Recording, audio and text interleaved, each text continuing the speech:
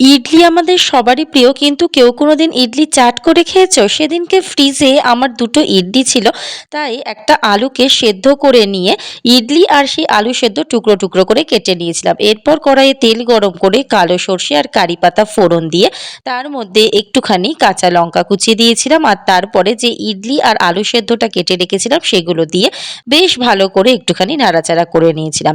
তারপরেই তার মধ্যে দিয়ে দিয়েছিলাম হচ্ছে হলুদ গুঁড়ো, আর সামান্য একটুখানি দিয়েছিলাম কাশ্মীরি লঙ্কার গুঁড়ো।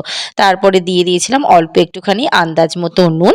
তো সেটাকে দিয়েও বেশ একটুখানি ভালো করে নাড়াচাড়া করে নিতে হবে। মোটামুটি মিডিয়াম ফ্লেমে রেখেই কিন্তু পুরোটাই রান্না করতে হবে। এরপরে হচ্ছে সাম্বার মসলা দিয়ে দিয়েছিলাম, আর তারপরেই কিন্তু গরম গরম রেডি হয়ে গেছিল ইডলি আলুর চাট।